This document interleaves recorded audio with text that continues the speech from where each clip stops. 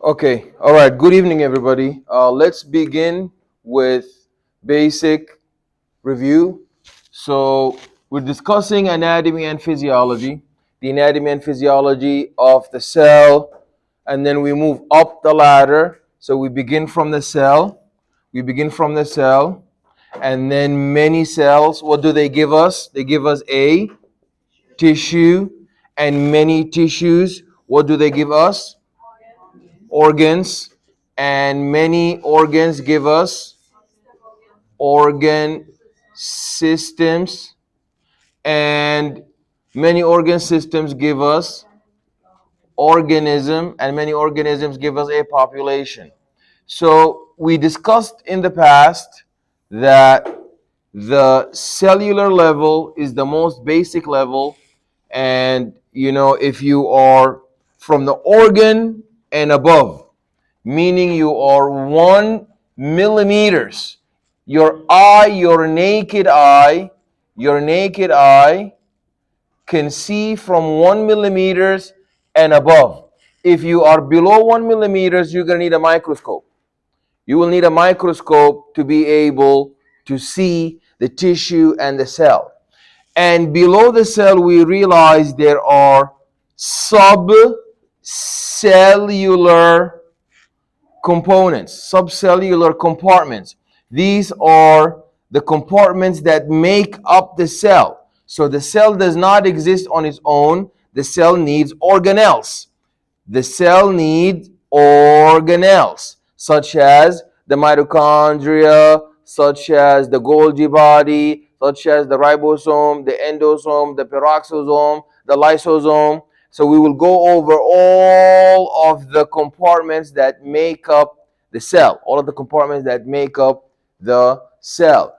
Then we realize that the subcellular compartments are themselves not the end, because we have subatomic, we have subcellular, and below subcellular we have subatomic particles. Subatomic particles, these are the electron, what else? Protons, who are positively charged, and neutrons. We already said electrons and neutrons.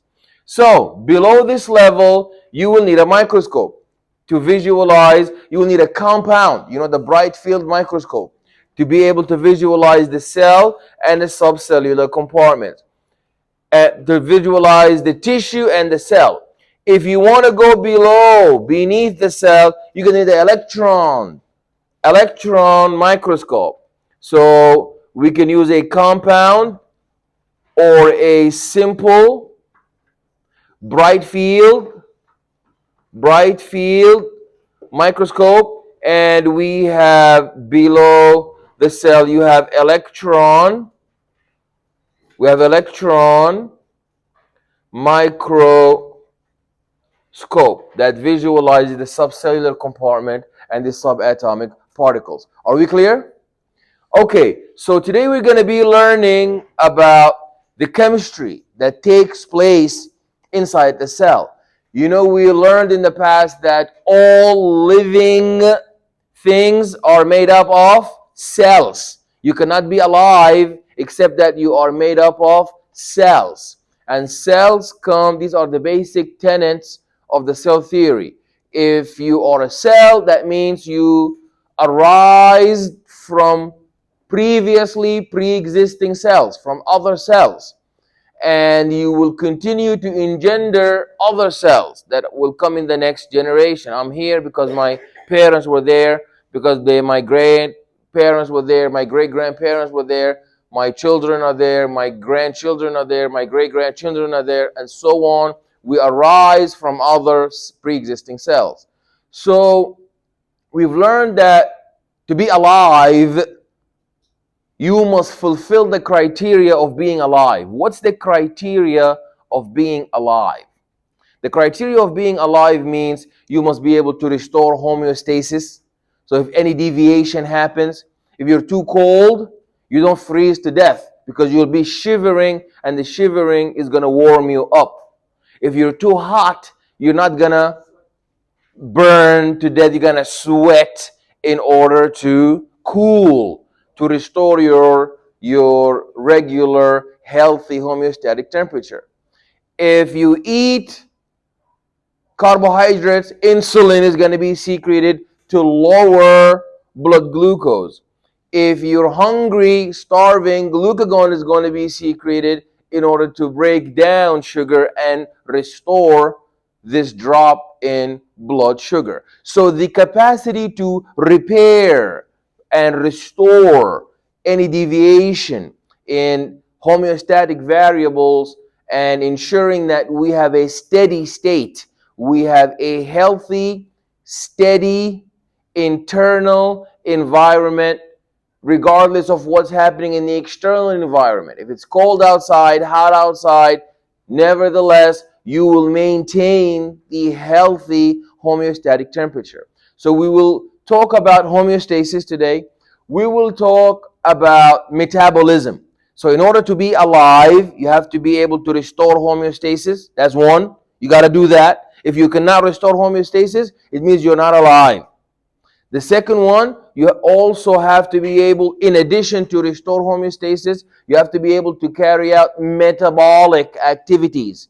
You have to be able to carry out catabolism to restore energy, and you have to be able to carry out anabolism to save and store the energy. We're going to talk about that. In order also to be called alive, you have to be highly organized and compartmentalized. So you will see that the cell is broken into compartments. The cell membrane is a compartment. The cytoplasm is a compartment with its two divisions, the cytosol and the organelles, and the nucleus is a compartment. So we will see that in the slides as well. So we will talk today about metabolism, and we will talk about homeostasis. So let us go into the PowerPoint slides. Everybody, please go to the first slide in the PowerPoints, and we will see that we're beginning with chapter 2, the chemistry of life, more like the biochemistry of the life. What is that?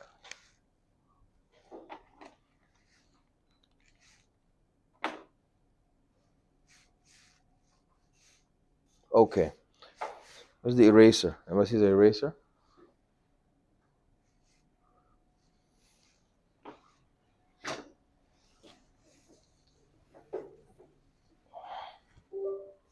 There we go. Okay.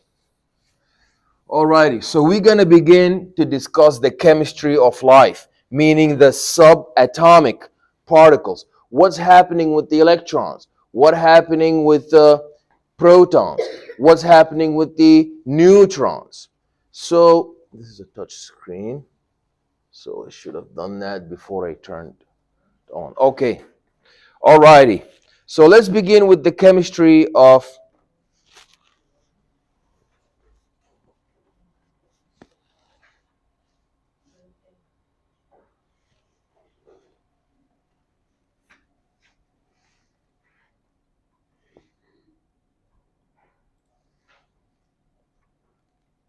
So the biochemistry refers to the study of the molecules that compose the living organisms. So we have 4 classes of macromolecules. These macromolecules are going to be broken down into micromolecules if I want to perform catabolism. So we break down macromolecules to micromolecules if we want to get energy. But if we build up, if we want to store the macromolecules, we perform anabolism. So you must understand we have 4 classes of macromolecules: carbohydrates, sugars, lipids known as fats, proteins, and lastly nucleic acids. So we must begin now with the subatomic particles. The element is the smallest useful,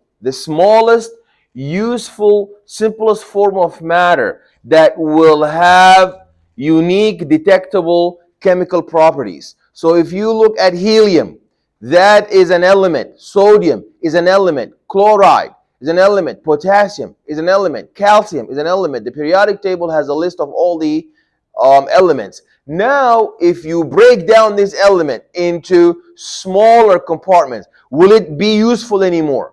So it's the smallest recognizable. So if you have a word, the word is made up of many letters. If you say class, class makes sense because it's a word. The word is the smallest understandable unit, the word. The letter is meaningless. So that's the atom. The atom is a letter. Many atoms give you a compound. This compound is a molecule that's going to be useful and helpful. You're going to use many words to make a sentence. So you use many compounds to make an enzyme, to make a macromolecule. But imagine now you take this atom and this letter and you break the letter down. Can you break down the letter to something meaningful now? Can you break down A to something smaller? You cannot. So the element is the smallest, most basic, useful form of matter. You have to understand the difference between the atomic number and the mass number. You have to understand that inside the nucleus, you have protons that are positively charged. P for positive. Protons are positively charged, while neutrons are what charge are the neutrons? Neutrons are not negative. The electrons are negative. Neutrons are neutral. They carry no charge. What's spinning around this nucleus? What is spinning around the nucleus? The electrons. Okay. Now, these electrons are the units of exchange. So you know the unit of exchange for us is the dollar, right? You pay this amount of dollar, I'll give you that particular thing you want to buy.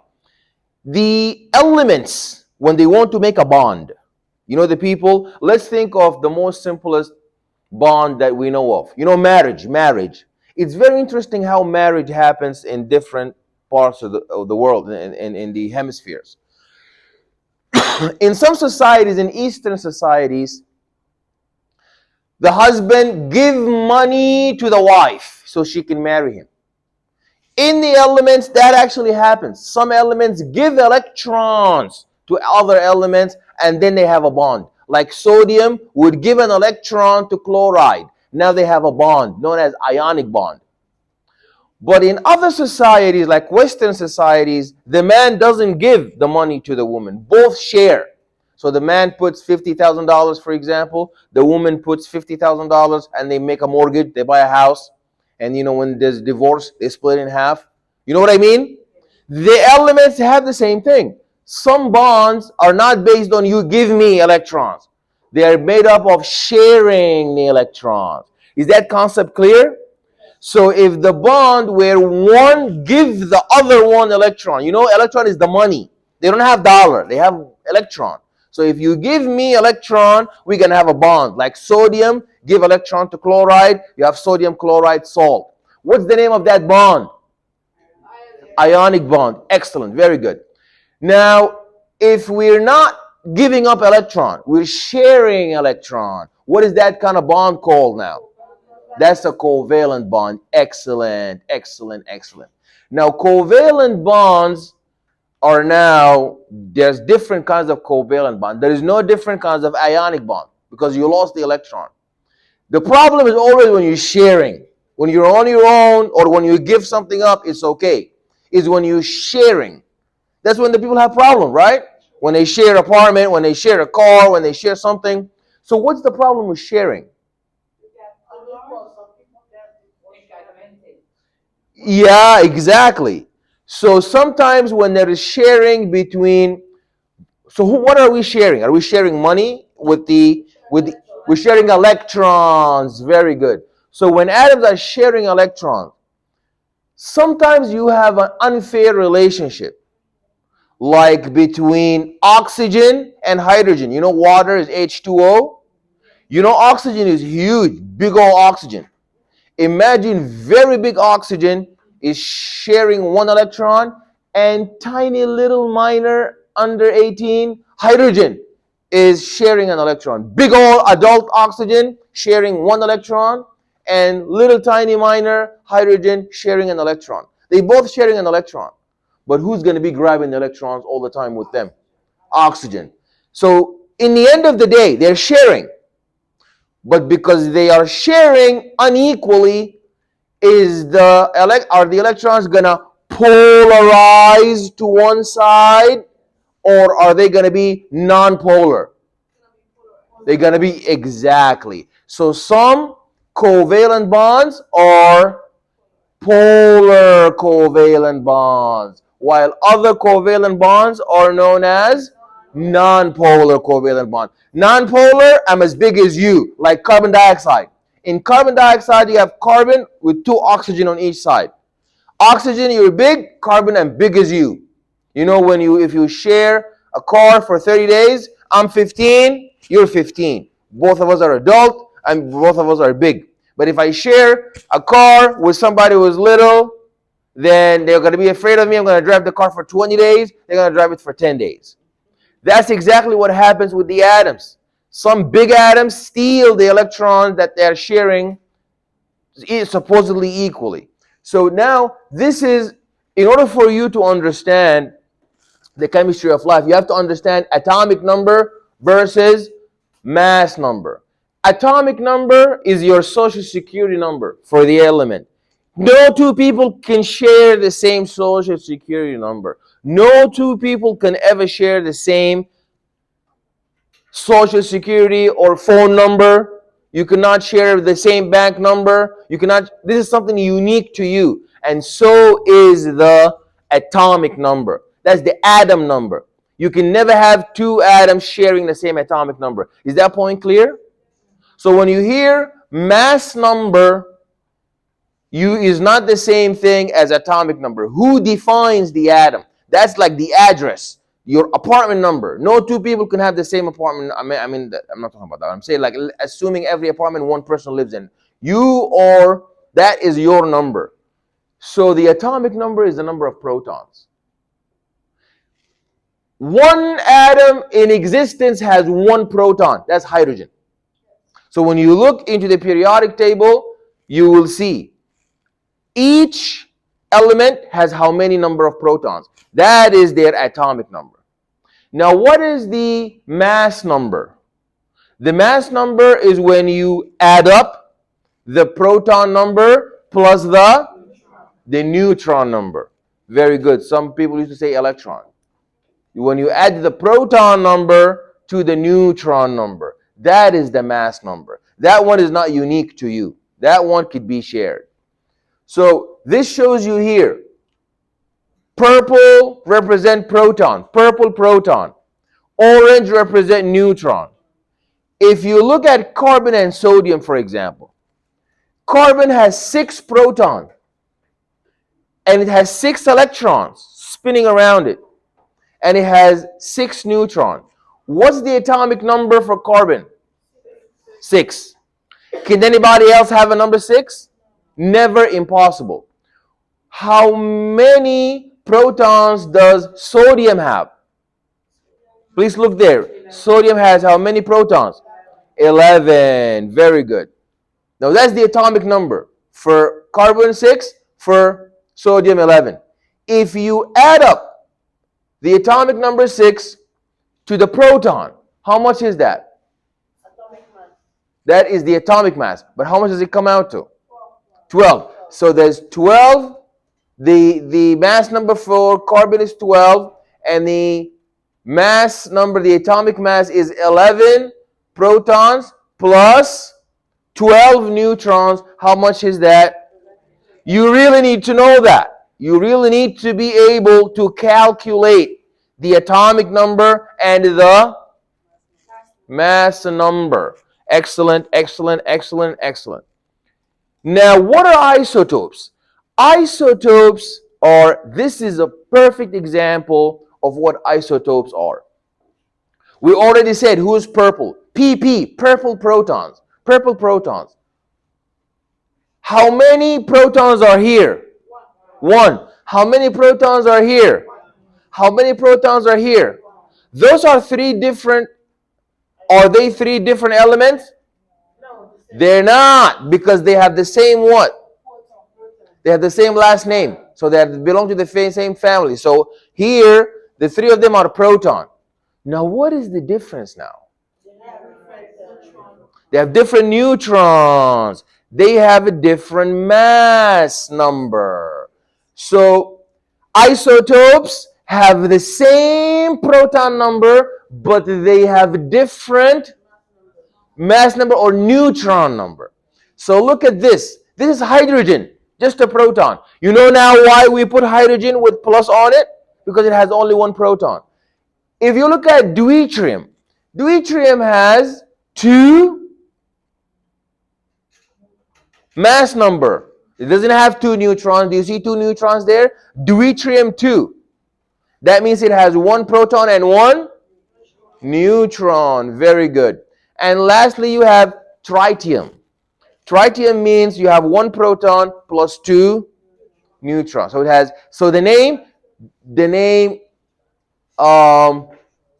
hydrogen, deuterium, and tritium is based on atomic number or is based on mass number? It's based on mass number.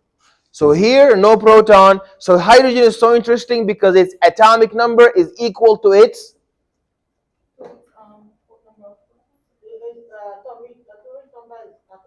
atomic mass. Excellent. It has an atomic number of 1 proton and a mass number 1 plus 0 neutron. That's a 1 still. Very good. So what do we call those? When we have the same number of proton but different number of neutron, what do we call that? That's an isotope. Excellent, excellent, excellent. Okay, so now going back to our friends, sodium and chloride. You know that the Eastern marriage in India, the Middle East, Africa, they marry like that. The man give the money to the woman. The sodium give electron to the chloride. They have the bond. So now if you look here, that's exactly, let's look at our friend sodium. How many protons does sodium have? 11. What's the atomic number of sodium? Atomic number of sodium? 11. What's the atomic number of chloride? What's the atomic number of proton? What is the atomic number of chloride? 17. So what are we going to give now? Are we going to give protons and neutrons, or are we going to give the electrons who are spinning around? The electrons who are spinning around the cell, the nucleus. So now look, who gave who? Sodium gave 1 what? To who? Chloride. So when you lose an electron, that makes you minus charge or plus charge? Plus. You see, that's different from us. Us, if your bank account is minus, it means it's overdrawn. It's bad, withdrawn. But if your bank account is plus, it means that you have a lot of money. Not the atomic language. The atom, if you have minus, it means you got money. You got a electron, because the money for the atom is the electron. If you give me minus, that means I am rich now. Like now, chloride has a ring, has a minus, has money, and he lost. So in the language of the elements, if you're plus, means you lost. In our language, if you're plus, means you gain. If you're minus, it means you lost. But for the elements, if you're plus, it means you lost. If you're minus, it means you gained. Are you clear? So if you lose, you become a cation. Plus, like a T plus, cation, T plus. So cation, it means you're positively charged. Anion, it means you're negatively charged. Are we clear? Okay. So now that shows you see, positively charged, sodium is positively charged, chloride is minus, negatively charged. So salts are electrically neutral, like sodium chloride. Sodium gave an electron, it became positive, and chloride is minus. Now they are neutral. Plus 1, minus 1, 0. Electrolytes are these substances that ionize in water. When you drop sodium chloride in water, it's going to split. Sodium is going to go in one side, chloride is going to go on the other side. If you put an electric current in pure water, distilled water, then you dip your finger in there, is it going to electrocute you? It's not, because it's pure water. But if you put salt in that water, and then you put electricity, and you put your finger in there, what does that mean? That means you're going to get electrocuted. So now, we also talk about free radicals. These are highly unstable reactive particles that don't have equal number of protons. So they have an uneven number of protons. So they don't lose pairs. You know, electrons always gain a pair and lose a pair. These ones have an extra one electron. So they have like a minus charge. Those are increasing the oxidative stress. The oxidative stress. A molecule is made up of many atoms. Many atoms that come together. Like many letters give you a word. Many molecules give you a macromolecule. Many words give you a sentence. So you cannot use a molecule on its own. You need multiple molecules coming together. So if you look at this is these are known as structural isomers. What are isomers? Isomers have the same number of atoms. Like for example, my phone number is 1234. Somebody else's number is 1432. We have the same digits, but they are arranged structurally, engineered, and put together differently. Are we clear? Any questions? So now when you look at the structure of ethanol and ethyl ether. Ethanol has 1,2 carbon, ethyl ether 1,2 carbon. Ethanol has 1, 2, 3, 4, 5, 6 hydrogen. Ethyl ether has 1, 2, 3, 4, 5, 6 hydrogen. Oxygens. 1 oxygen for ethyl ether, 1 oxygen for ethanol. So the structural formula is different in terms of how we arrange these atoms together. But if you look at the condensed structure, it will show you a structural formula minus the bonds. And then the molecular formula can never tell you how they are arranged. The molecular formula will just tell you the number of, so we usually use molecular formula. So ethyl ether and ethanol have the same molecular formula, but they have different structural formula and condensed formula. Very good. Okay. So in order to calculate the molecular weight, you just have to add up the constituents. So if we look here, in 6 carbons, oops, that's a typo. It's not 66. If you look at glucose, glucose is made up of 6 carbons. Each carbon is 12 atomic mass units. So 6 times 12 is 72. Glucose have 12 hydrogen. Each hydrogen is 1 atomic mass unit. 12 times 1 is 12. Oxygen has 6 atoms, and each one has 16 atomic mass units. 6 times 16 is?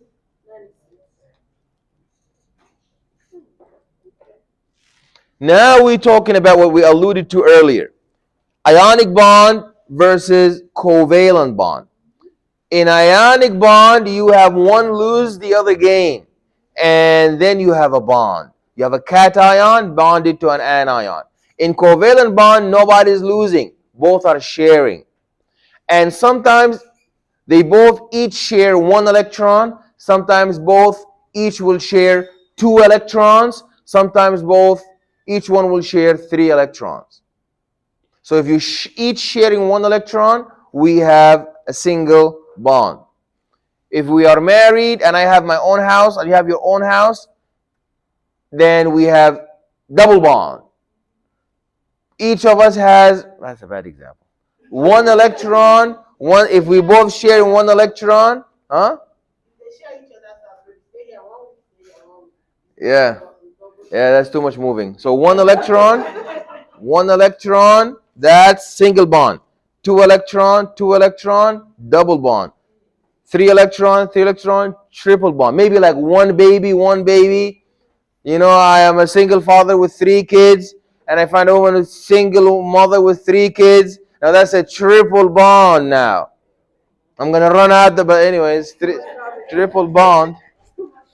Okay, but that's gonna be a very strong bond. Actually, I know one like that. And then they made their own now. Yeah, three, and again, is very nice. Let's see, you see single bond, each is sharing one. Double bond, each is sharing two. Like carbon dioxide, that's sharing. Is this unfair sharing? No. It's not, because carbon is as big as oxygen. Now look at that.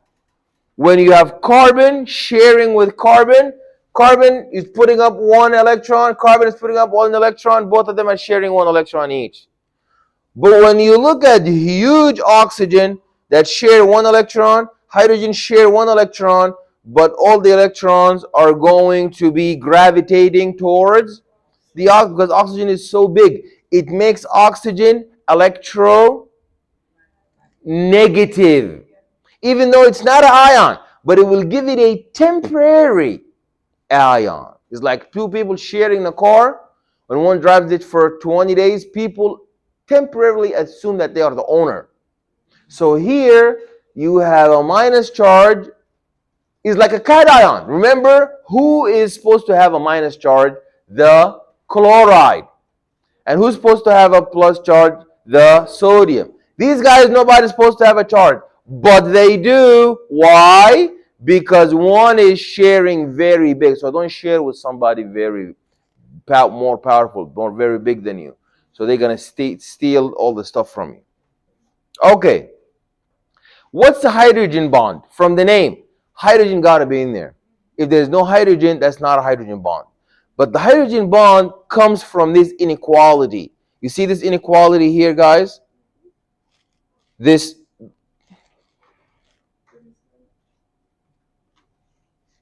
what happens to this?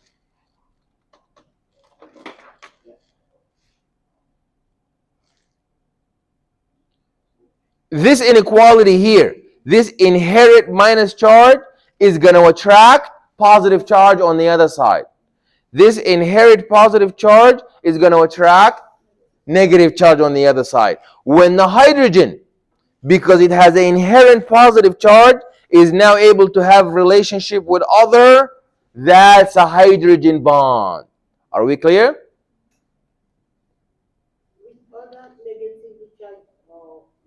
So if you are negative, you bind to positive. So if you look there, those are 4 water molecules. What kinds of bonds do you see here? I see 2 kinds of bonds.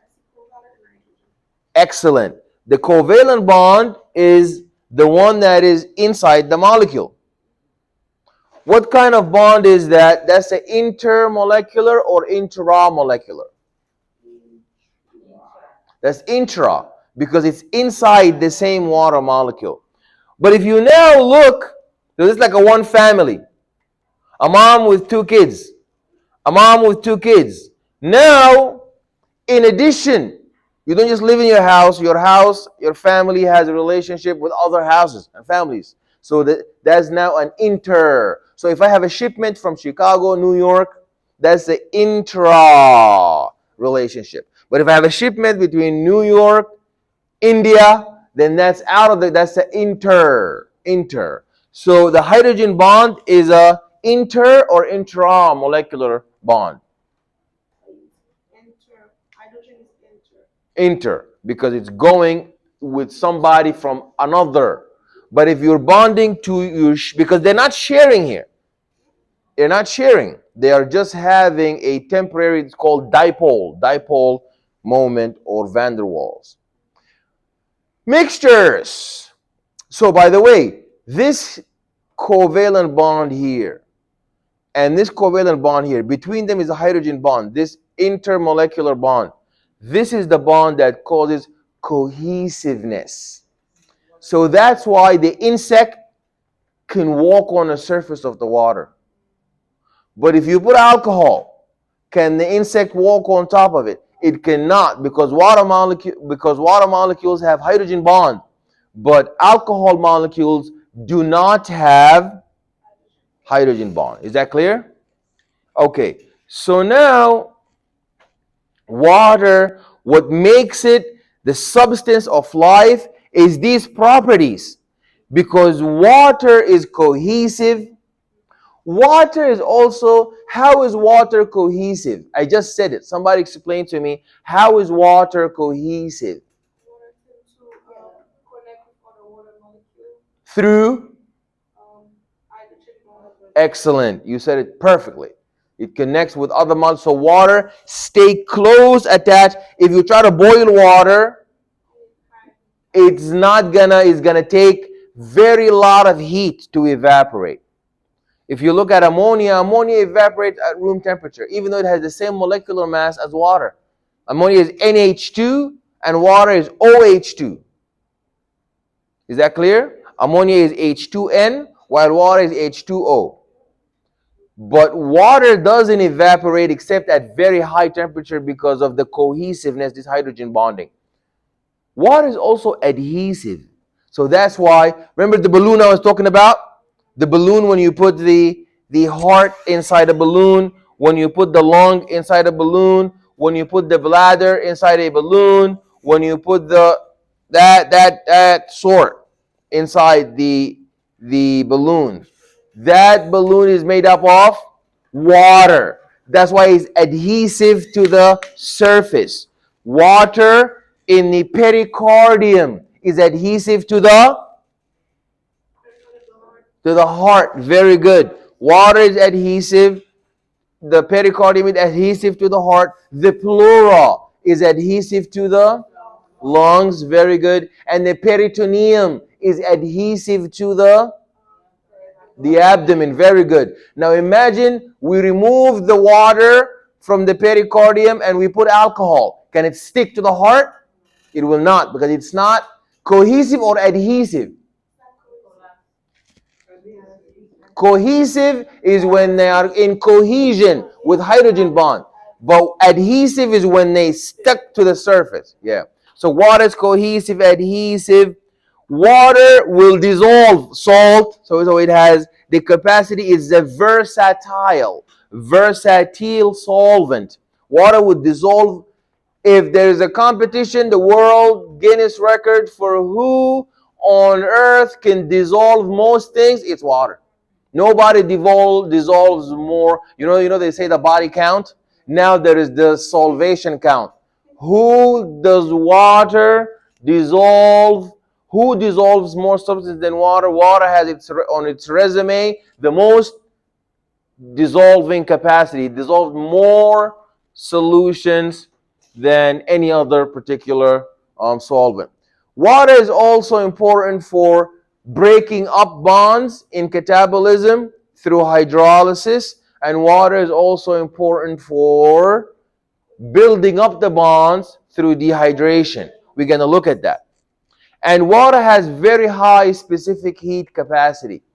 So it's going to take water, because of the cohesion, a lot of heat. That's why our sweat is made up of a lot of water, because it needs to fight the sun, the very hot sun. Are we clear? So we talked about the solvency. Now we need to understand these hydration spheres. How do the hydration spheres work? Hydration spheres are what dissolve the salts and the substances. Red represents what? Oxygen. Blue represents what? Hydrogen. What charge is what inherent charge is placed on oxygen? Negative charge. What charge is placed on hydrogen? So red is negative and blue is, so the water has one big red negative oxygen and two little blue positive hydrogens. Let's say I put salt. You remember the relationship, who gave plus, who gave minus. Who's the cation? Salt or chloride? Salt. Who's the anion? Salt or chloride? Chloride. So now how are they going to dissolve? Sodium is plus. Oxygen will say, I am big minus. I will bind to you. Forget about chloride. And chloride will be alone, negative. Hydrogen will say, I am plus. Oxygen took all my negative electron. Can you please bind with me? And then they bind together. And that's how we dissolve. Through hydration spheres. Is that clear? I'm sorry?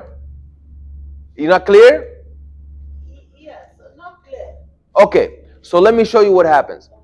I know sodium is plus. You know that one, clear. And chloride is minus. Why is sodium plus cation and why is chloride minus anion?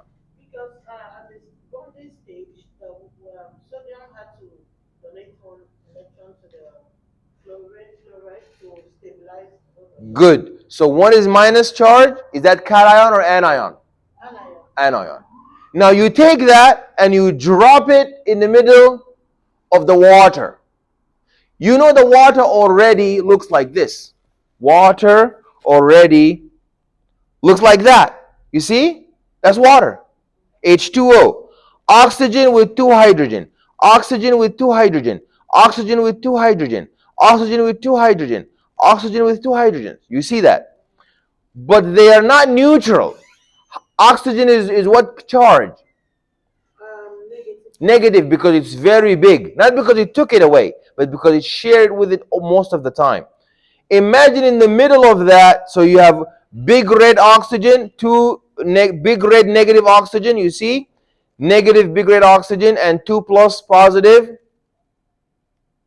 2 plus positive what? Hydrogen. So you put sodium who is plus. Who's going to bind to it? They used to be sodium and chloride together. But when you put them in water, sodium is going to say, the oxygen is going to say, please look. You can write later. Please look. I want you to understand first. Understand, then you write. Oxygen is what charge? So it's going to say to the sodium, you're plus, and you bind to negative chloride. I am more negative than chloride. Come with me. Then oxygen will bind sodium. And chloride is negative. Hydrogen will say, I will bind with you instead of sodium. If sodium is plus, I am hydrogen, I am plus. I will bind to you. And that's how we break salt and dissolve salt in water. Is that clear? Okay. So now we need to know the difference between a solution, a colloid, and a suspension. What's the difference between a solution, a colloid, and a suspension? There we go. A solution, a colloid, and a suspension, there is something in common between them. So let's first recognize the similarity. What's in common before we talk about the differences? Let's talk about the similarities before we talk about the differences. Are we clear? What's the similarity between solution and between colloid and suspension? Both of them, you have a solvent. You have a fluid solvent, like the ocean. Now, who's dissolving in that solvent? That's the difference. If you're dissolving something so small and so tiny and so minuscule, like, for example, an atom, like salt. Salt is too small. Can you see salt when you dissolve in water? So that's too tiny. That's an example of a solution. Solution is when you dissolve something really tiny. What if you dissolve something huge? Have you seen these Costco jars of peaches? You have huge peach that is dissolved in that watery solution. That's an example. Now you cannot call that solution because peach is not small like glucose. Peach is not small like sodium. I can see peach. So what is that called now? Suspension. It's like when you dissolve red blood cell in the plasma. That's an example of a suspension. An example of a suspension. What if you now have water fluid, but who's dissolving in it? Just protein, not sugar, Not lipid, not nucleic acid, just proteins. They have a special name now. And actually, when you dissolve protein in water, it becomes like jello. Not gonna decay. It's gonna become jello, like a jello, yellow, whitish jello. What do we call that? When you just have protein in water, we call that colloid. A colloid. So the cytoplasm of the cell is a colloid. Is a always whitish, jelloish because proteins are like jello. So who's going to tell me the difference between a suspension, solution, and a colloid? What's a solution? Yeah. What's a solution?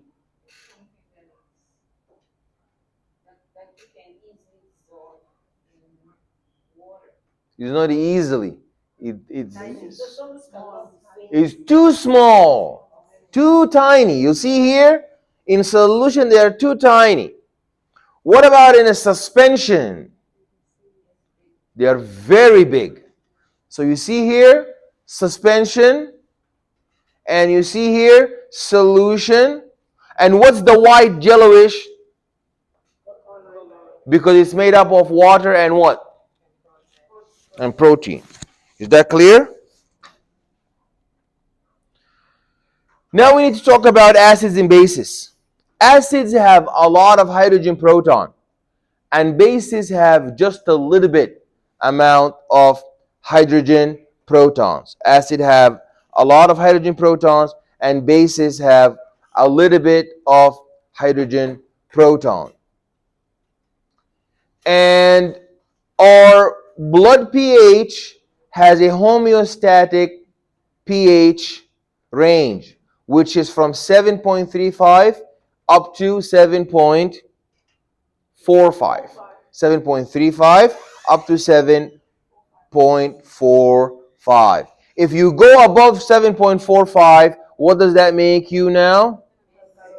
That makes you a? No, not acidic. Basic. Alkaline. Very, not alkalotic. Alkaline. Alkaline. If you go below the acidic, what is that called now? Acidic. What are buffers? Buffers are, they balance. How do they balance? They don't balance. They ensure that the pH does not change. Because they can do two in one. You put them in a solution, they will maintain the pH. You add acid, they have one side, they are like they have two face. One face acidic, one face basic. If you add acid, they are going to take all the hydrogen from the acid to prevent the solution from changing. If you add a base, they're going to donate hydrogen to it to prevent that it does not increase the pH. So buffers maintain your pH from changing. These are always proteins because proteins have two sides, a carboxylic side and it has a amino side. We will talk about that some more. So the pH is negative log of the H. So that means you're talking on a logarithmic scale. Students say if you drop from a pH of 7.35 to 7.25, it's only 1. That's not 1. You have dropped by a million amounts. You have increased, actually. You didn't drop. You have dropped the pH, but you know when you drop the pH, you increase the hydrogen proton concentration severely. So pH 4 is 10 times as acidic as pH 5. So dropping 1 is 10 times. So when you drop from 5 into 4, that's dropping by how many times? 10 times. So that shows you a scale. That shows you a particular scale, the pH scale, and you see who's the most acidic. The most acidic is hydrochloric acid. And who's the most basic? Sodium hydroxide, NaOH. And water is right in the middle. Is the blood pH right in the middle? 7? Is the blood pH right in the middle? It is slightly basic. Water is neutral. The pH of the blood is 7.3. It's not 7.0, 7.0. So we calculate the solution by looking at different units. Sometimes weight per volume. Sometimes we have the percentage weight of a solution. So you have the weight per volume. So you have mass per volume. Sometimes you have weight per volume. Okay. Sometimes you have the percentage, like 5% dextrose. And molarity is the number of moles per solution per liter per solution. Okay. What is energy? Energy is the capacity to do work.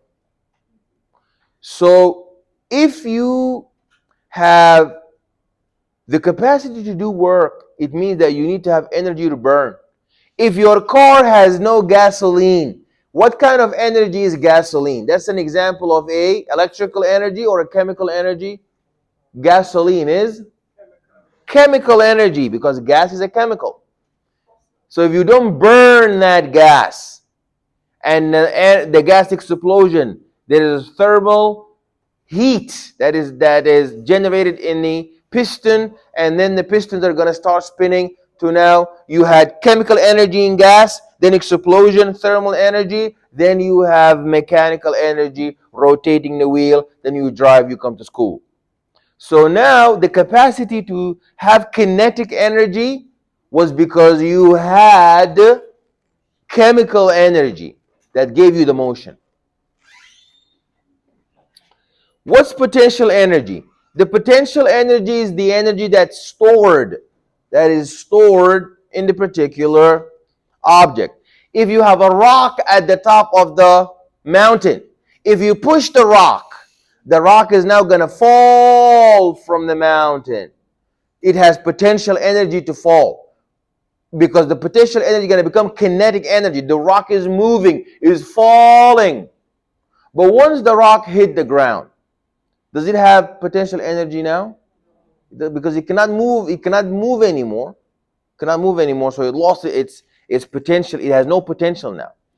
But kinetic energy is the energy of movement. Why are we learning about the kinetic energy? So that we learn about the osmosis and diffusion. So if you have a lot of glucose on one side, a little bit of glucose on the other side, and you have a filter in the middle, is the little glucose going to go into the big side, or is the so many glucose going to go into the little side? The lot. Just like if you spray perfume here, it's going to go into the end of the room. Is that clear? So how does it move? In order to move, you need energy. From high concentration, excellent. So what kind of energy caused it to move? Is not osmosis, is the phenomena. Osmosis is the ability to move from an area of low solute concentration to area of high solute. We're not talking about osmosis. We're talking about diffusion. Diffusion is when it's too crowded in one side, too many glucose, so they start moving to where there is little glucose. Who powers them? Because you moved. That's kinetic energy. So who moved it is the bombardment, the energy of the heat of the bombardment, of them bumping into each other. Then they're going to start to move into larger, vast spaces. Okay? That's kinetic energy. What kind of reactions we have? We have a decomposition reaction where A and B were married, now they divorce, they decompose. You have the opposite, synthesis reaction, where A and B were alone, now they bonded, they got married, now you have AB. Then you have exchange reactions where you have A, B, C, and D. Then they switch. A was married to B, C was married to D, and then they switch. A ends up marrying B, C ends up marrying D. Did that happen ever? It happens? I'm not saying that they do the extra marital thing. It actually got wedding married. It happened twice. Lightning strike twice. I mean, I can see they used to know each other two, now two got married. But the other two also got married again? I mean, this is more wonderland. You see, decomposition. Decomposition is when you, decomposition is a nice word for catabolism. It's preparing you now to understand catabolism. Catabolism is when you had, yeah, breakdown of starch molecules. So you have this very big starch molecule polymer. You have a very big starch molecule polymer. So the starch molecule polymer is going to start breaking into pieces. So you have multiple glucose molecules. Is that clear? Clear.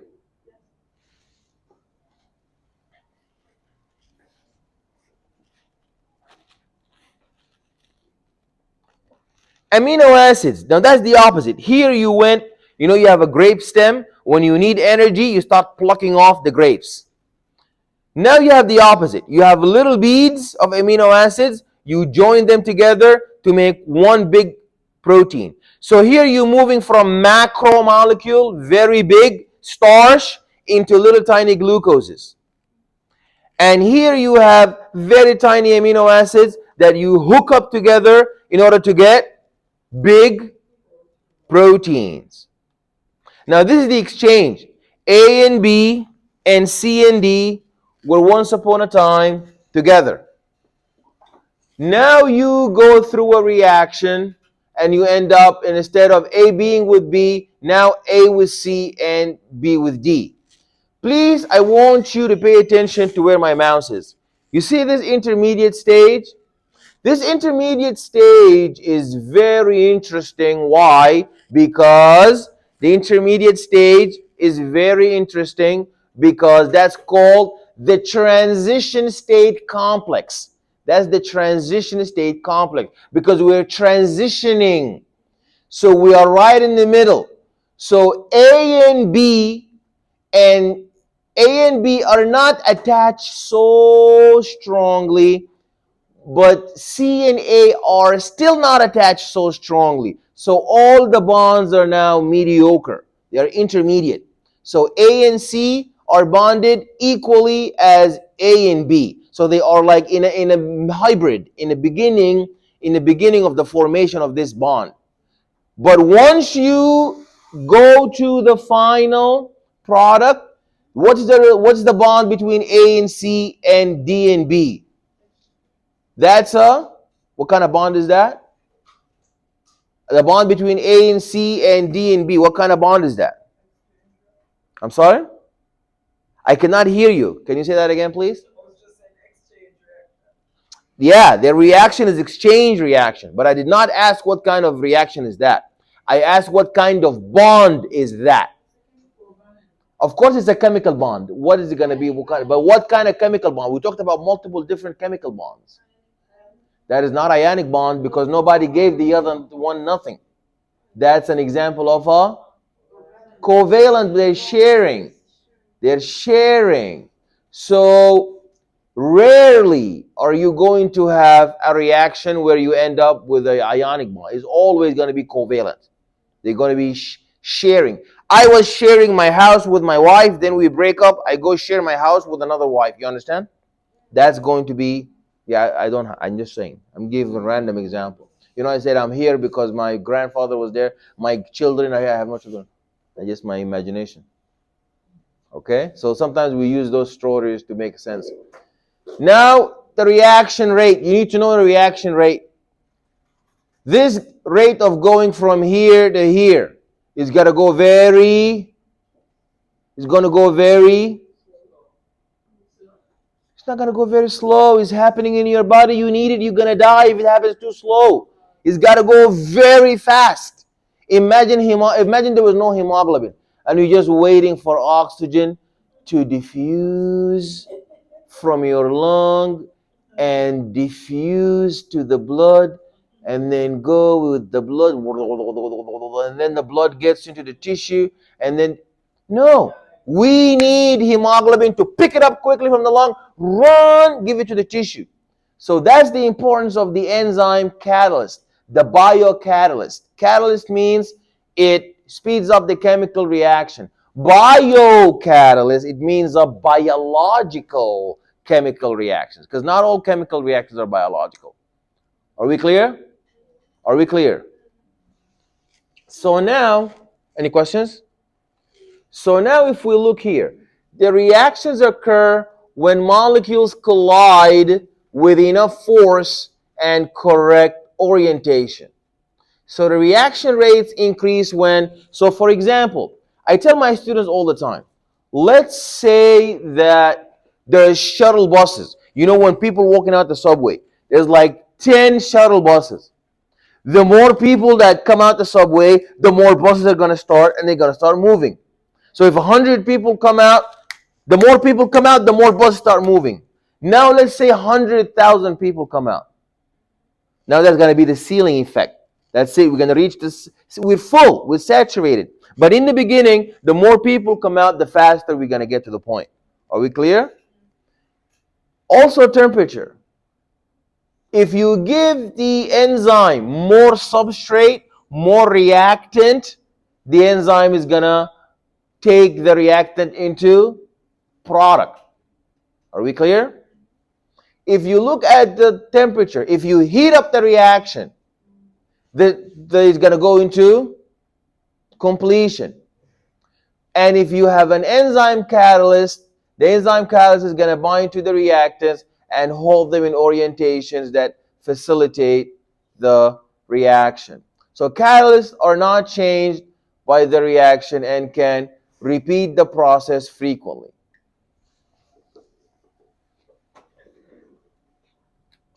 Metabolism. All chemical reactions of the body are divided into catabolism and anabolism. This is the most important slide in the entire lecture, because it's showing you that is catabolism synthesis or decomposition? Yeah, you break down, you catabolize. Anabolism means, now you need to know exer and endergonic. What does exer mean? Exit. Releasing, excellent. So ergonic means energy. Ergonic means energy. Exergonic means releasing energy. So I burn my gas in my car to release energy. I eat the banana and I break it down to get the energy. Anabolism is the opposite. When you don't need energy, you need to save it. So catabolism is exergonic. It makes the energy exit from the molecule to you so you can use it. But endergonic means that you're storing the energy, in the molecules.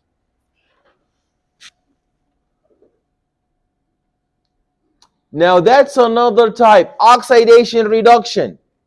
Oxidation reduction is like sodium chloride. What is oxidation reduction? Leo says ger. Leo the lion says ger.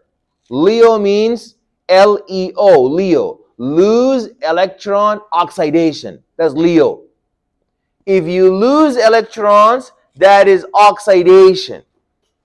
If you gain electrons, that is known as reduction. GER, G-E-R.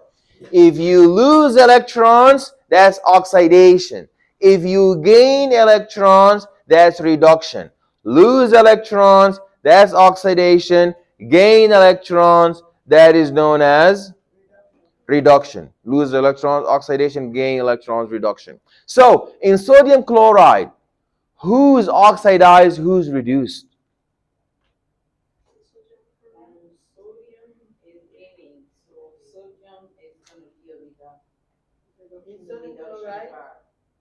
Sodium is gaining.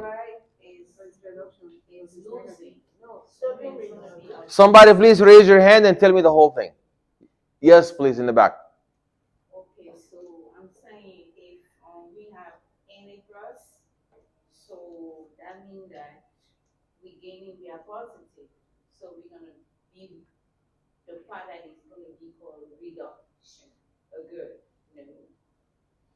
Positive, we gaining. Remember when I said earlier, positive in the bank account, it means you gain dollar. But the cells don't deal with dollar, they deal with electron. So when you have minus, it means you're rich because you gain electron. But positive means you lost electron. So please look there. Remember this slide here? Remember this slide?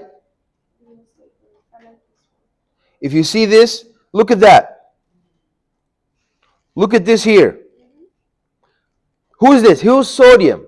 Sodium gave electron to... Now, who's negative now? Because he received the minus electron. Who's positive now? Sodium is positive. So your positive means you lost electron. Your negative, it means you gained electron. Are we? Hmm?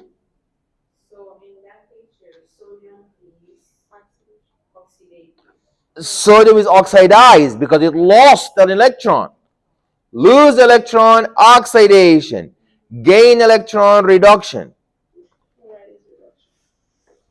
Chloride underwent reduction.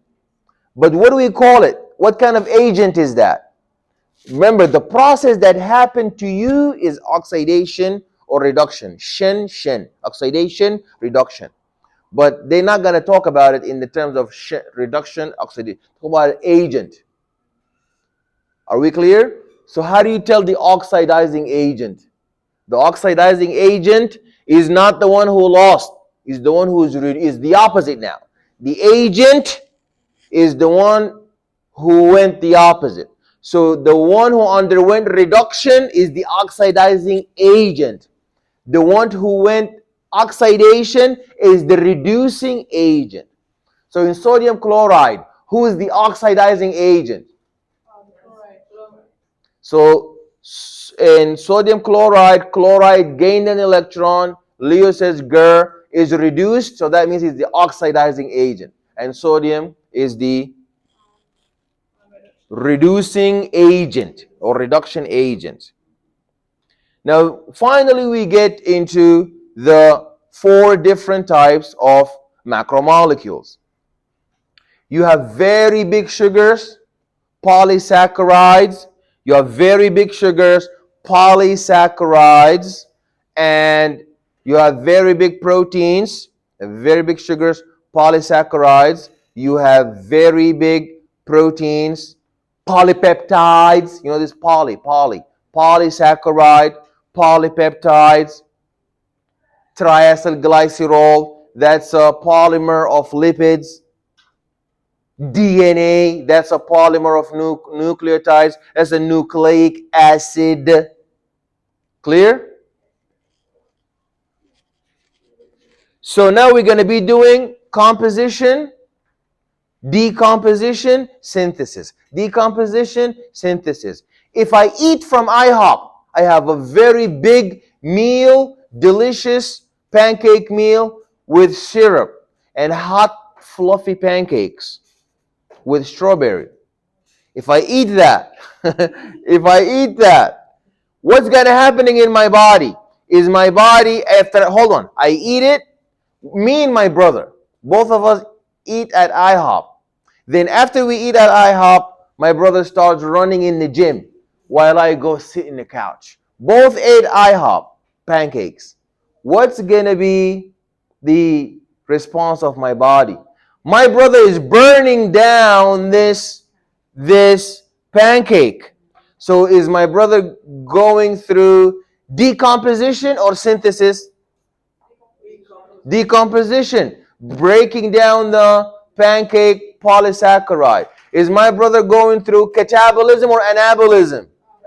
Catabolism. But what about lazy me sitting in the couch? Then I'm not burning anything. They're gonna store all the sugar. Where do we store the sugar? Where do we store the sugar? I'm sorry? What? Where do we store the sugar? Yeah, we store it as glucagon. We store it as glucagon. But we store it as glucagon, but where? In the liver. Excellent. That's one place. What's the second place that we store glucose into also? That is the pancreas secrete insulin. The muscle. You know, if you don't know, you say, I don't know, God know best. I don't know. But you say in the pancreas, I'm going to have a heart attack. Because the pancreas is the one who doesn't want the glucose if it's too much. And it doesn't want too little glucose, it will make glucose come out. So you secrete the hormone for glucose, but it doesn't store glucose. Same thing, lipids. You're gonna see how we break them down. You gotta know that. You gotta know you have big carbohydrates, you have big lipid, big proteins, big nucleic acids. Now we're gonna look at their metabolism. We're gonna begin with you need to know these functional groups for the lab practical. They are there. Just because you didn't know on the McGraw-Hill, you gotta go view it now. You're responsible for knowing all of these functional groups. That's a hydroxyl group. That's a methyl group. That's a carboxyl. Let's say carboxyl group. That's a amino group. And that's a phosphate group. So macromolecules are large organic molecules with high molecular weights. So most macromolecules are polymers, and molecules made of repetitive series of identical or similar subunits called the monomers. So polymers are formed by polymerization. You will learn about DNA polymerase. If you end with ACE, that means you're what? It means you're a enzyme. ACE, enzyme. Catalase, maltase, hydroxylase, polymerase. If you end with ACE, it means you're an enzyme. Polymerase, it means that you're an enzyme that makes what? Polymers. Excellent. DNA polymerase means that you're an enzyme that makes what kind of polymers? DNA polymer. Excellent. What about RNA polymerase? That's an enzyme that makes what kind of polymer? What? RNA polymers. Very good, very good, very good. Okay. So now we're going to see, remember when we were told, this is a very, very, very important slide. Because we see, remember we talked about the properties of water. Why is water the substance of life? We said water has multiple properties. Please raise your hand. Tell me what's the first one. Yes.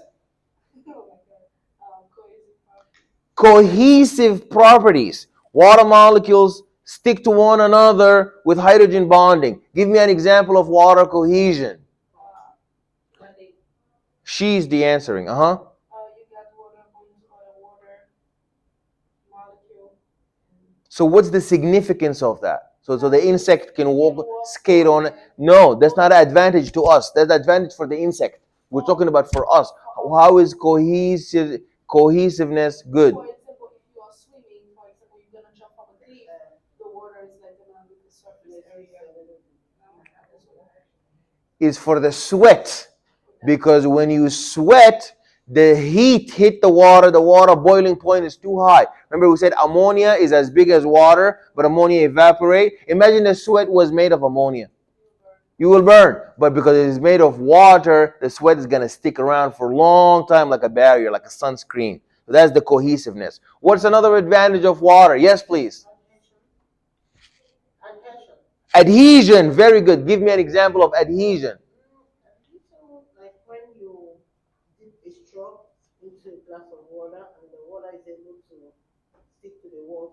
That's true, but I'm talking, give me an example that helped human. She gave me an example when you jump in the water, the mountain, or the insect. That's true, but I want something for my help. How is the water being adhesive support my health and help me? Okay, you said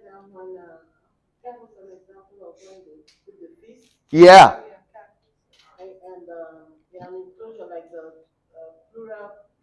Excellent. The pleural cavity is encapsulated. So the lung is encapsulated with adhesive pleura.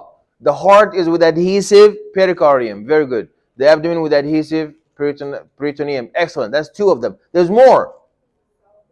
It's a solvent. It dissolves all these electrolytes. What else? It has high specific heat capacity. It does not evaporate easily. And lastly, this one.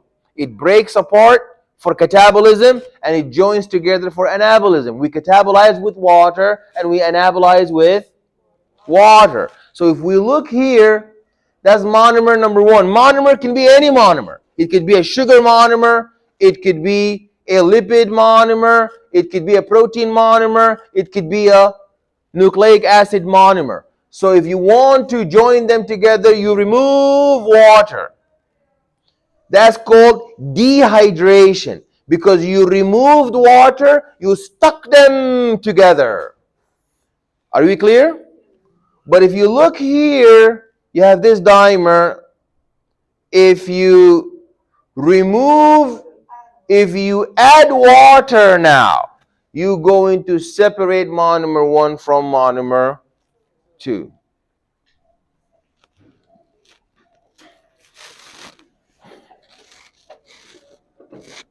Carbohydrates are hydrophilic organic molecules. The general formula is CH2O, and N is the number of carbon atoms, and glucose has 6 carbon molecules and 12 hydrogen and 6 oxygen molecules.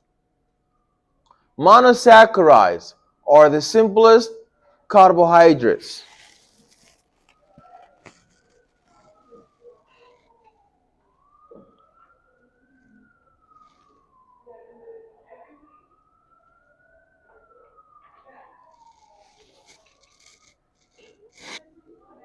This is very important. Sugar comes in successive monomers. There is a monosaccharide, then there is a disaccharide, then there is a polysaccharide. These guys, okay, I always tell my students, when you look at this particular type, of structure, maybe you didn't need to know that this is glucose, that's galactose, and that's fructose. You did not need to know that. You did not need to know that 1, 2, 3, or which one of it is each. But you needed to know that's a sugar. Imagine I bring different species of monkeys, the orangutan and the chimpanzee. I don't know which one is which, but I know that's a monkey. It's not an elephant. So here, I don't know which one is galactose, glucose, and fructose. But I know that's not a protein. Protein don't look like that. I know that's not a lipid. Lipid doesn't look like that. I know that's not a nucleic acid. You need to know that too. That this is a structure of a sugar. Which sugar is okay, but that's a sugar. So is this a disaccharide or a monosaccharide? Now if you look at that, so glucose is a primary structure in all disaccharides. All disaccharides have sugar, sugar, sugar. If you join glucose sugar with fructose, you get sucrose. That's table sugar. If you join glucose with galactose, you get lactose. That's sugar of milk. And if you add glucose with glucose, that's maltose. It's very good. Are we clear? Yeah, the maltose. So the maltose is the healthiest because it doesn't give your body any problem. It's made up of 2 glucoses. The ones that give the body a problem are these guys, glucose and fructose. Because what's the energy currency of the cell is glucose. You cannot enter the glycolysis, the glycolytic pathway, unless you're glucose. But what if you're fructose? What's going to happen if you're fructose? If you're fructose, what's going to happen if you're fructose? This is, if you have fructose in the cell, like you have Canadian dollar, or if you have peso, or if you have different currency, you cannot use it, no matter how much is it, but you cannot use it here. If you have fructose, what are you going to do with it? Because we only accept glucose. What are you going to do with the fructose? Yes. Excellent. Very good. These are known as interconversion enzyme. That's why the people have a problem with because something wrong with these interconversion enzymes. But nobody has a maldigestion of maltose because it's both two glucoses. Galactose, we convert it to glucose. And fructose, we convert it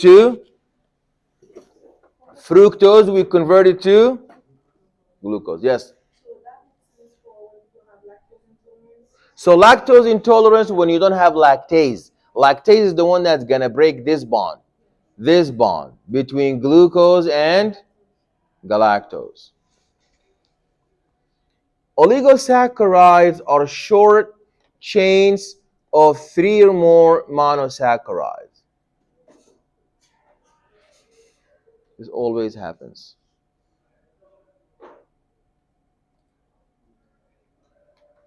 Functions of the carbohydrates.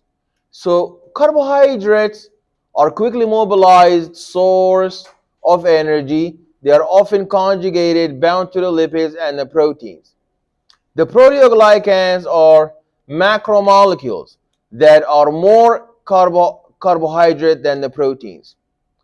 The moiety, each component of a conjugated macromolecule. That's like a moiety. So they operate like a moiety. They act like a part of the cell membrane. We will see next lecture that these proteoglycans are made of plasma membranes, where you have macromolecules that are more carbohydrate than protein. Lipids are hydrophobic organic molecules with a high ratio of hydrogen to oxygen. So now let's look at how the lipids look like. Lipids are like a three-headed beast known as the glycerol. There we go. Like I was saying earlier, if you look at something like that, you don't need to know that's palmitic acid. You don't need to know that's stearic acid. You don't need to know that's linoleic acid. But you need to know that's a lipid. That is because it has a very long chain of carbon, hydrocarbon. This is not a nucleotide. This is not an example of a protein. And this is not a sugar. This is a lipid. So what is the lipid made up of? It's made up of a three-headed glycerol connected to three tail, not tails. These are triacyl glycerol. Look at here. Glycerol donates OH, and the OH donates a hydrogen, and both of them make up what? And then they bond. You see the bond? You see the bond? Do you see the bond? So now this is an example of a triglyceride. We have synthesized it. We have synthesized it by removing water. We have synthesized it. A trans fat is a triglyceride with one or more trans fatty acids. And the trans fatty acids are made up of two covalent single bonds that angle in opposite directions, and trans means across from, on each side of the carbon double bond. If you look here, you have trans and cis on opposite sides. Phospholipid means it is similar to triglycerides,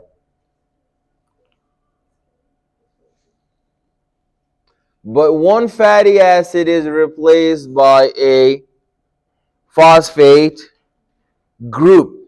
One fatty acid is replaced by a phosphate group. So now this is going to confer a special unique property to this phospholipid because it's a combination. In a phospholipid, what happens? How many tails do you have here? You have 3 tails. How many heads do you have? No, you don't have one head. This is the head here. One head, one head, one head. The glycerol has 3 heads. And how many tails? So what's going to happen is you're going to lose one tail. And you're going to replace it with what in phospholipids? Phospholipids. So you're going to replace it with phosphate. So there you go. If you look here, there we go. Those are my 2 tails. You see my 2 tail? That's my first tail, second tail. And my head, what does it have? You see that's my first tail, hydrocarbon. Second tail, hydrocarbon. The third tail is gone. What did we replace it with? Phosphate. And what's that at the top? That is a choline. A choline. So lipids are important because they give us the prostaglandins. Why do they call them prostaglandins? Because they were first discovered in the prostate. That's it. Does that women have no prostaglandins because they have no prostate? Do women have prostate? They don't. Do they still have prostaglandins? Yes, because it was just coincidentally discovered in the prostate, but it's found all over the body. It's a lipid that's important for inflammation, blood clotting, hormone action, labor, and contractions. Are we clear? So prostaglandins mediate pain by irritating the nerve endings. So that's why people take cyclooxygenase inhibitors, these NSAIDs. When you take the NSAIDs, they shut down the cyclooxygenases.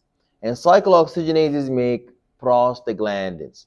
So when you are in pain and you pop these NSAIDs, you shut down prostaglandin synthesis, which means you shut down pain sensation. Is that clear?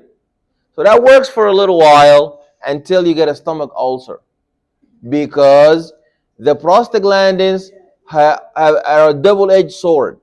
Number one, they mediate pain. But number two, they make a thick mucosal layer in the stomach, so the acid does not burn your own stomach. You know, you ever wondered how come your stomach can digest steak, beef steak, but it doesn't digest your own stomach itself? Because of that pasty layer on the surface of the stomach. But that pasty layer, that mucus layer, who makes it? Prostaglandin. So if you're in pain, you take NSAIDs, you don't feel pain, but you get a stomach ulcer. If you OD on it. Someone told me, I told them, listen, you take so many pain medication. They were like, then why did they make it? And he takes it. Yeah. So, yeah. This 4-carbon molecule, what is that?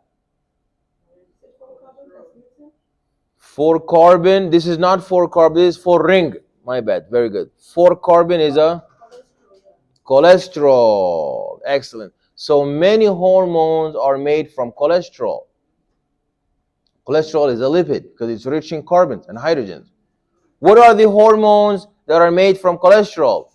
Testosterone, estrogen, aldosterone,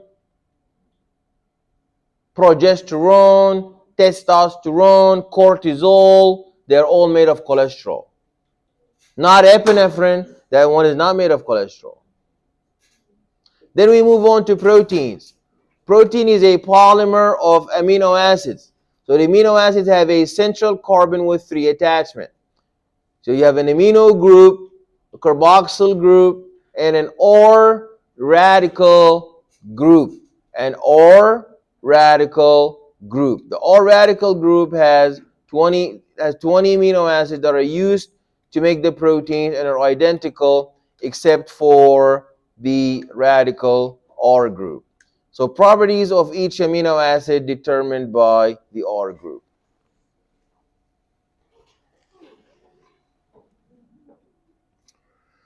So some non-polar amino acids we have. Now, if you look at the, remember what I was saying earlier, that many buffers are proteins because one side of the buffer can donate a hydrogen, which makes it acidic. So when your blood pH goes up and there is no hydrogen, who's going to say, no problem, I can give you a hydrogen? This carboxylic side. What if there is so much hydrogen? Who's going to say, you have too much hydrogen, I can offload that? Is the the amino terminal. So all the amino acids have three terminals. An amino terminal, and they have four terminals actually, but three of them are the same no matter which amino acid you're looking at. You have an amino terminal, a hydrogen terminal, and a carboxylic terminal, and a 1R radical terminal that makes the amino acid different and unique compared to other amino acids. Are we clear? I'm sorry?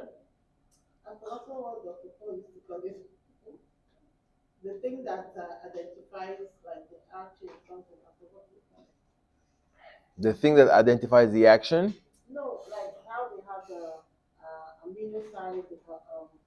The amino acid carboxylic.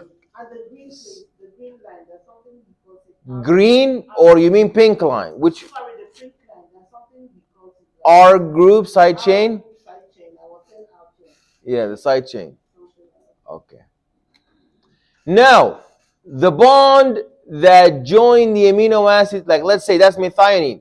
If I want to join it to methionine, you saw here when I wanted to join water, when I wanted to join the fat, I remove water.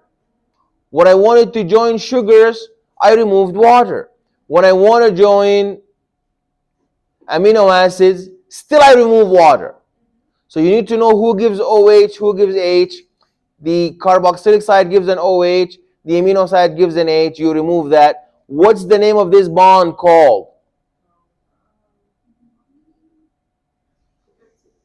The peptide bond. That bond is known as the peptide bond. The peptide bond. That's the peptide bond. What if you have a bond between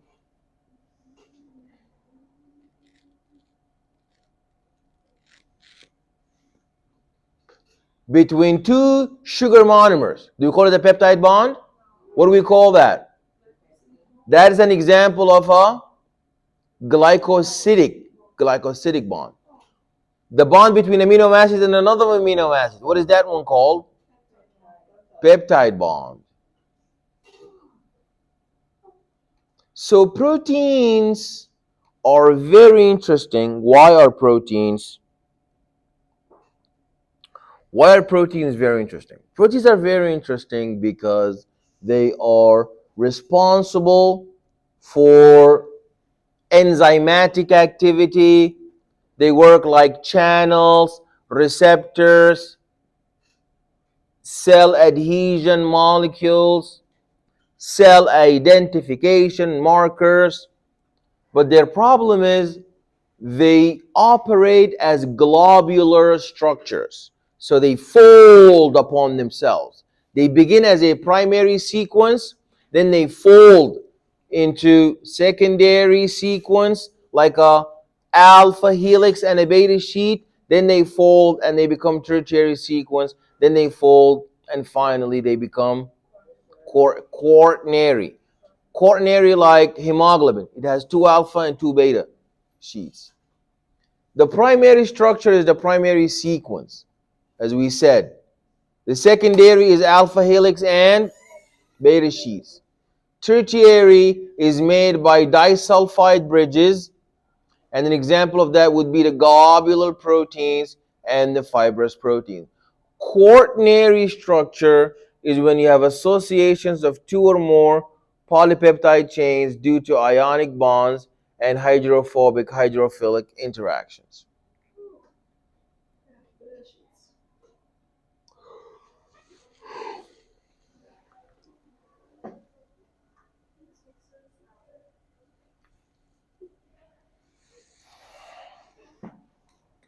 So that's the primary structure. is a long chain connected by what kind of bond? What's the name of the bond called? Peptide bond. If they fold upon each other with hydrogen bonding, you either get an alpha helix or a beta pleated sheet. If you now have salt bridges or disulfide bond, you end up with a tertiary structure. And if you join into 4 subunits, that's a quaternary. That's a quaternary structure. Enzymes are important because they catalyze reactions. This figure here is very important. Why is this figure very important? This figure is very important because we see that how enzymes work. Enzymes work by lowering, you have two types of energy. The pink energy is the net free energy, and the green energy is the activation energy. What does the enzyme lower? Does the enzyme lower activation energy, or does it lower the net free energy released? Excellent. Excellent. So let's stop here. We have how many slides left? We have about 15 slides left. But you know this machine is too tired. So let the machine rest a little bit, and let us meet in let's meet at 7:45. We finish the 15 minutes, the 15 slides, and then we will see what happens. Okay? All right. Don't touch the thing because I need to finish the whole lecture, and then I'm going to upload it for you online if you need to go back and review it. Okay? Yeah. Okay. And don't pass in front of this thing. We're going to leave it like that. It's going on, okay? Yes. Just hold on. Just give me a second.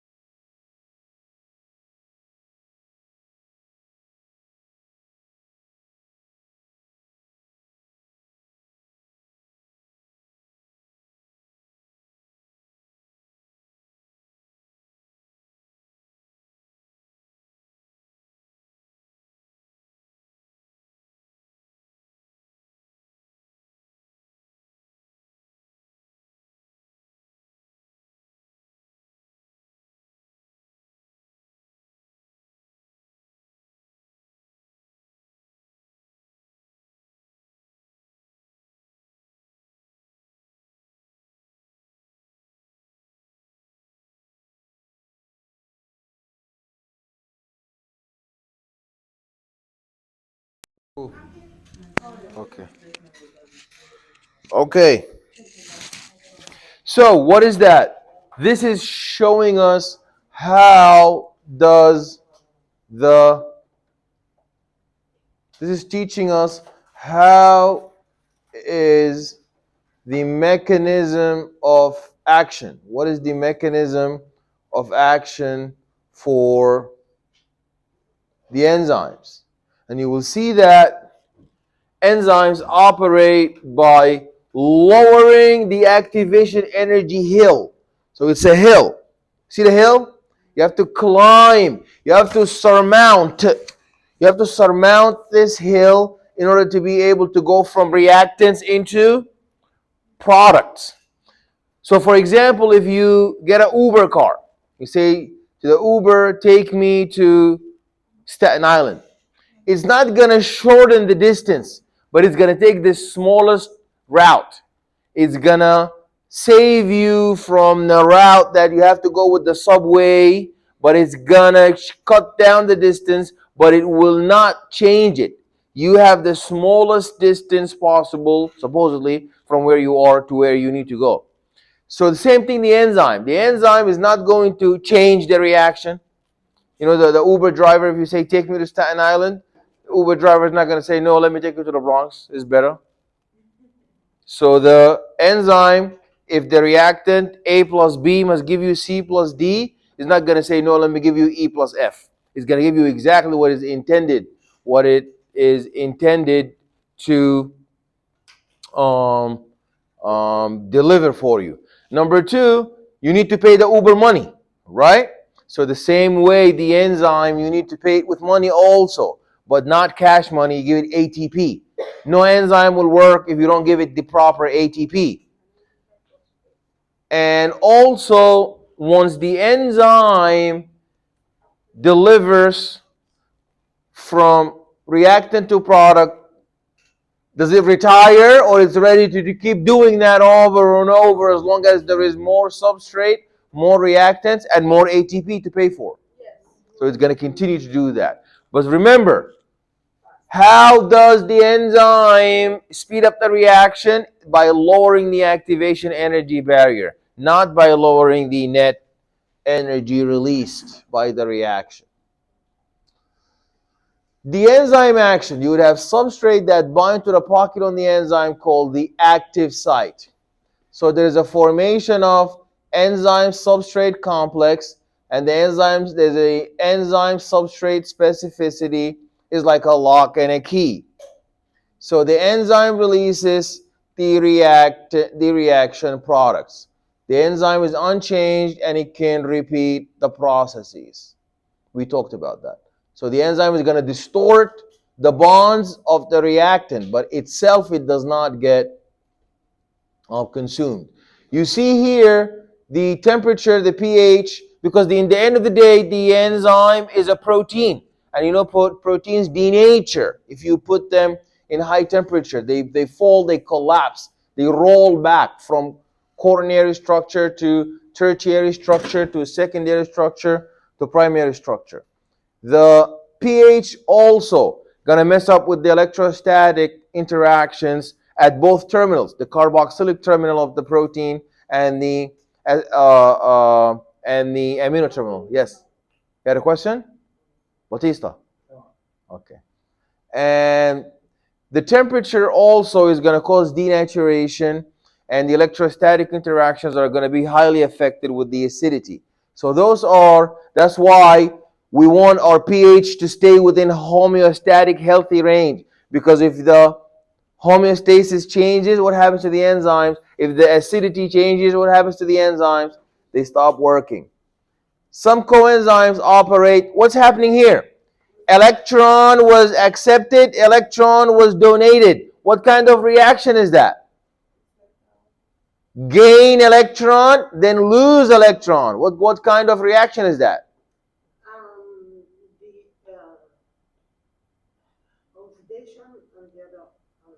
Oxidation reduction reactions. Very good. Leo says GER. A metabolic pathway is a chain of reactions where each is catalyzed by a different enzyme, and there is a simple metabolic pathway that may be symbolized as the following: A, B, C, and D. There's an intermediate always in the middle. An intermediate is a half ready, half baked, half prepared intermediate that is going to lead you to the end product. So there's always enzymes. So this enzyme alpha catalyzes A to B, going from A to B. Beta catalyzes B to C. Gamma catalyzes C to D. So sometimes you can have a metabolic pathway where you have a cascade, successive steps where each enzyme is going to catalyze one step and stop. Then the next enzyme will take over. That's exactly what we're going to see with glycolysis, for example. You see the first step, we take glucose, we add phosphate to it, and then the catalytic reaction goes till the end because of all the enzymes cooperating. Each one is delivering reactant to product. The next enzyme will take that product and it will make it a reactant and convert it to another product until we get our final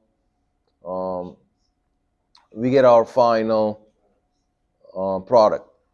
Now we talked about proteins and peptide bonds. We talked about the carbohydrates. We talked about what else? Nucleic, no, we don't talk about nucleic acid. We talk about sugars. The only thing that's left is nucleic acids. So nucleic acids are polymers. Then who are the monomers? Nucleotides. So now you need to know the structure of a nucleotide. There you go. The nucleotide will have three things. Number one, it will have a nitrogenous base, a purine or pyrimidine, either cytosine, guanine, thymine, or cytosine, guanine, thymine, adenine, and it must have a ribose sugar. And in addition to the ribose sugar, it must have a phosphate group. Adenosine triphosphate is the body's most important energy transfer molecule. So it stores energy gained from the exergonic reactions and it releases it within seconds for physiological work. It holds the energy in covalent bonds between the phosphates. You need to understand that not all the nucleic acids are hereditary DNA. They're not all hereditary DNA. Some of them are energy molecules. Like if you look at ATP, if you cleave this bond, used to be adenine triphosphate, adenine with 3 phosphates. You cleave this bond, you end up with adenine diphosphate, 2 phosphates. You cleave this bond, you have adenine monophosphate, 1 phosphate. You cleave this bond, you end up with adenine with a ribose, no phosphate. But every time you break the bond, that's called exergonic or endergonic? Exergonic. So the energy exit to you. So you see, ATP is not genetic, ATP is for energy. So not all nucleotides are there for genetics. Some of them are for genetics like DNA and RNA, and some of them are for energy. Some are not even for genetics or energy. Some have a third job, and that is known as the second messenger. There's a second messenger system. So if you look, remember we discussed earlier how we produce ATP. ATP, we start with glucose and we convert glucose to pyruvate, and we get 2 ATPs. Then if there is oxygen around, we send it to the mitochondria for oxidative phosphorylation.